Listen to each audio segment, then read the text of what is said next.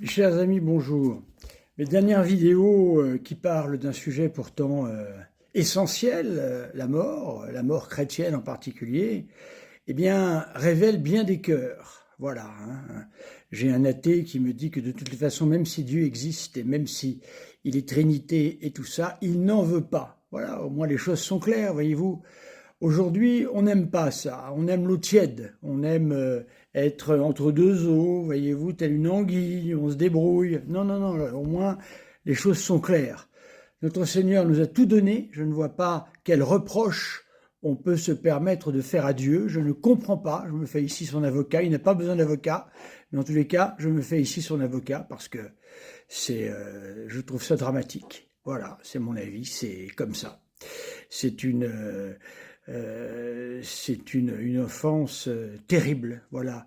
Le Seigneur nous a tout donné, il s'est fait l'un des nôtres, il a subi sa passion, il a été crucifié, il a souffert toute sa passion pour nous, et ça ne suffit pas encore, voyez-vous, c'est encore en plus comme il dit, il se dit d'extrême gauche, il ferait bien d'aller visiter un peu son passé de communiste, voilà, avec, allez, au bas mot, 170 millions de morts en 50 ans.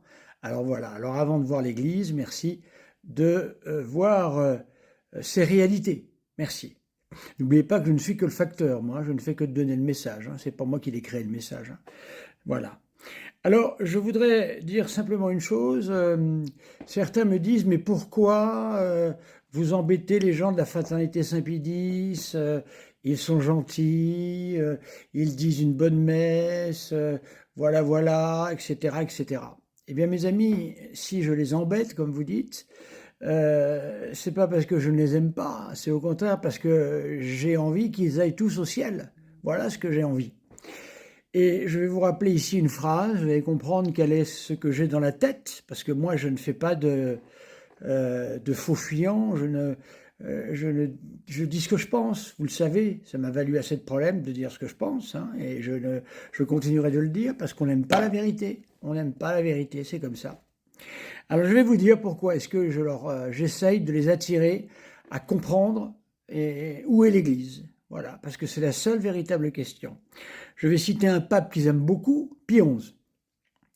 Pie XI disait dans son encyclique, d'ailleurs que je recommande à tout le monde, alors c'est pas dans son encyclique, hein, il commente Lactance, mais je recommande à tous l'encyclique Mortalium Animos pour comprendre ce qu'est le véritable œcuménisme catholique. L'Église catholique n'a jamais dit autre chose. Je vous rappelle que le Concile Vatican II parle de frères séparés, pas de copains. Voilà, il faut être bien clair là-dessus. Voilà. C'est pas parce qu'un personnel de l'Église a fait n'importe quoi, parce que des gens se sont permis de prendre en otage le message que l'on doit s'en prendre à l'Église. C'est pas possible. L'Église, elle est aujourd'hui souffrante de tout ce personnel qui se permet de n'en faire qu'à sa tête. Voilà, je ne peux pas vous dire autre chose. Et moi, j'y suis dans cette église, je ne la quitterai jamais. Voilà, dans toutes les conditions, c'est pas grave. J'y suis et je fais le plus de bien que je peux, misérablement, comme on peut, hein, voilà. Alors, je vais vous lire cette phrase de Pie XI, dans un commentaire sur Lactance. Seule l'Église catholique est celle qui garde le vrai culte. Alors évidemment, il ne faut pas voir ça par le petit bout de la lorgnette. Le culte, c'est pas « je suis pour la messe Paul VI, je suis pour la messe Saint Pie V ». Non, non, non. Le vrai culte, c'est pas ça.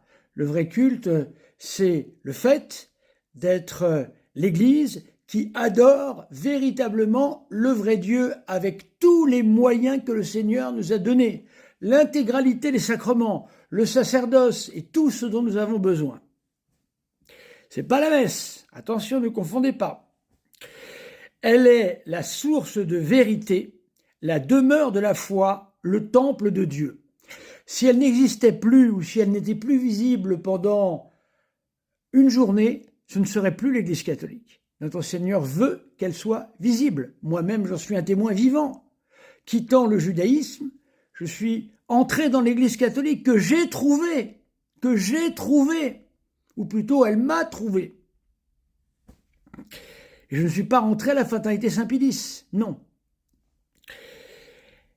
La demeure de la foi, le temple de Dieu. Alors c'est là que la phrase est très importante.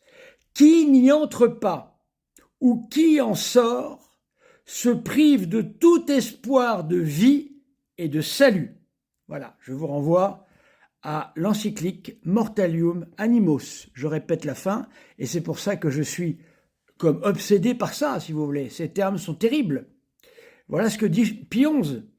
Qui n'y entre pas, les païens qui refusent d'y entrer, les athées qui refusent d'y entrer, les évangéliques qui ne veulent pas y entrer, ou qui en sort.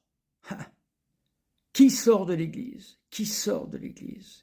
La fraternité Saint-Pédis? Eh oui, ils sortent de l'Église. Eh oui, par le schisme. Et ça va recommencer bientôt parce qu'il va falloir qu'il y ait de nouveau des évêques. Eh oui, que ça vous plaise ou non, c'est comme ça. Je n'y peux rien. Les faits sont têtus, hein, comme disait je ne sais plus qui. Qui n'y entre pas ou qui en sort se prive de tout espoir de vie et de salut. Là, on peut dire que les termes sont extrêmement clairs. Merci mes amis.